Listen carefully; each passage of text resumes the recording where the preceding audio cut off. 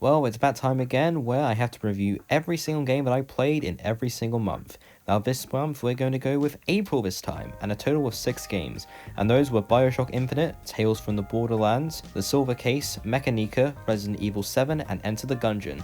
So, without further ado, let's get into the first game.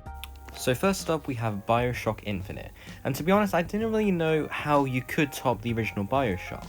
Well, now I do know, and that's how you make Bioshock Infinite. Just make it better than the original Bioshock, you expand on it, you create more meaningful characters, you basically just become a better product, while still making it feel like it's a Bioshock game. Now obviously we aren't going into Rapture, we're going into Video City Columbia, but it felt like a little world of its own, it was different from Rapture, while also feeling like it was the same, plasmids evolved into tonics, all that kind of stuff. But it really just expanded how I really felt about the Bioshock series, it made me see it in like a new light, and it made me enjoy it even more. And also the DLCs are great also. The Burial at Sea, particularly episode 2, really felt like a damn good game in its own right, and I urge you to play it if you haven't already. But what can be said about Bioshock Infinite that hasn't been said? It's great in a sense, not in a sense. Everybody thinks it's great, and if you don't, well, you're obviously in the minority. But yeah, I did really like Bioshock Infinite. I thought it was a blast. I thought it was very good, and I'm running out of words to say. So let's get on to the next game while we're at it. Next up, we have Tales from the Borderlands, which is one of a Telltale game. I don't know what I was trying to get at there, but basically it's one of the few Telltale games that certainly cement why Telltale is such a legendary company, why they make such good games in their lifetime. But this is my first foray into the Borderlands franchise, and I gotta say I did enjoy my time playing through it. It felt fun. It certainly is one of the funniest games that I ever played. Like, I really would recommend playing this if you want to have a good laugh. Like, even if you don't know the Borderlands storyline like I did going in, I still would recommend going through it and playing it on its own. It's a good game in its own right. I don't know how it fares up with the other Borderlands games, seeing as how this is so wildly different from the actual shooting genre, I guess you would call it. But yeah, I certainly had fun with it. Like, I really did enjoy my time going through it. Of course, this is also a Telltale game, so this is where your choices do indeed matter. Right until the end, I didn't think that was, really apparent. But it certainly made a way for fun dialogue options, fun dialogue trees, and it's certainly there for a memorable storyline, a memorable plot, memorable characters. It just felt very fun, it felt really fun, basically. You really feel like you're just going through some grand adventure, and on its way you're just trying to have fun. I know I'm saying that word a lot, but it's just fun. But anyway, that's what I thought of Tales from the Borderlands. Let's get on to the next game. The next game that we'll be talking about will be The Silver Case, and this looked so interesting to me, It looked like it had an intriguing plot, and there was a mystery to it that I would unravel, and I would eventually, gain interest in it. But I just didn't really bother with this one. Like, I went through, the first chapters of it, and I felt like I was wanting more, in a sense, not really. I really wanted more, but I didn't want to go through and play the rest of the game because it was kind of a slog.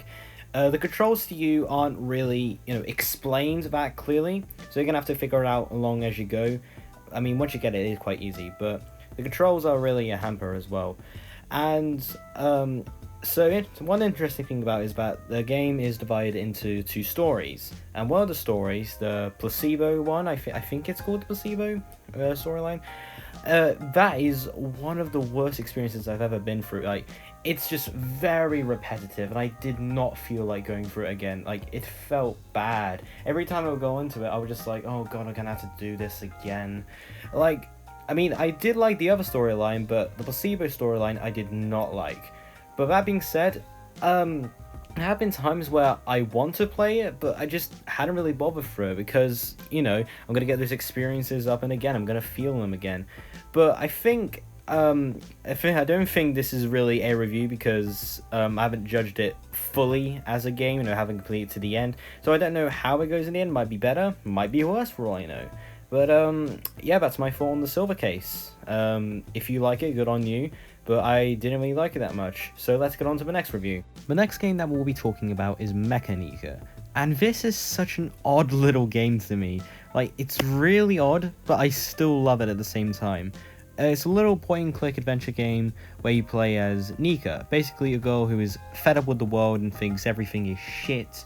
So she just thinks, fuck it, let's destroy the world. And you just go and collect parts for this big machine that she's going to use to achieve her master plan.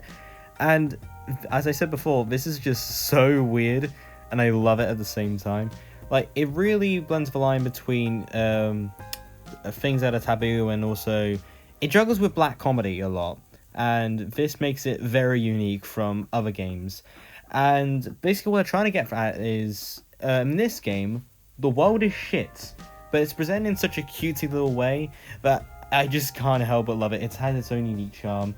I really think it should get more attention than it does. I mean, albeit it has a sequel, Act the Knife, which I will play in the future. But, you know, I just think it was a very fun experience, you know. The world felt very unique. It felt very shit, basically. But I've said it before. But let's get on to the next game. There's not much to talk about. So, as I said, let's move on. Next up, we have Resident Evil 7. Now, as a kid, I was aware of the Resident Evil franchise, but I never bothered to play them because I think I would have nightmares. Like, I was aware it was a horror game, but I never saw a glimpse of it. Like, I never dared see it. Like, oh, I'll have nightmares if I watch this footage. But, well, now I'm a sort of adult, you know, I'm matured. So I decided to take a crack at Resident Evil 7, look at the franchise. And this is a pretty good horror game. The visuals are top notch, and the suspense and the horror, it certainly rivals Outlast, because it really makes you feel tense. And I can't sing this game's praises of horror enough, basically.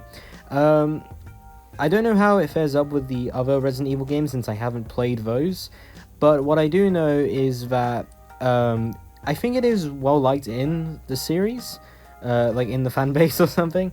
But if you like the original Resident Evil format, and if you like that, then you'll certainly like it. And also, it certainly blends similarities to other horror franchises. Like, we got the Texas Chainsaw Massacre in here, and we also got a little bit of Saw in here, which was a surprise for me. But anyway, in terms of horror, this was pretty good. It made me feel creeped out at certain parts, and I just felt like it was a very good experience, you know? Well, not very good experience. I was terrified all the way through. But anyway, let's get on to the final game. So the final game we'll be talking about is Enter the Gungeon. Like The Witness last month, this was from the Play at Home thing PlayStation were doing, and I thought it was alright. You know, I'm not really interested in dungeon crawler type games, but from what I've played of this game, I had fun, you know. It was a passable experience, had some humor. I did like the setting of, you know, it's a dungeon, but everything is gun themed, so everything is related to, like, bullets and just projectiles in general. But, yeah, as I said, I definitely had fun, even though, I didn't get very far in the game because I suck at dungeon crawlers. But that's just my opinion, you know, that's just my level of difficulty, I guess. But, as I said, I don't want to sound like a broken record, but I had fun. That's just what I'm going to say. I had fun, you know. It was an enjoyable experience, and I might play it again. And that is all the games that I played in April of 2021. Join me next month. I don't know when the next video will be for this series, but it definitely will be next month. So join me next month where we will be reviewing all the games that came out, all the games that I played in May of 2021. So stay tuned and be sure to like the video.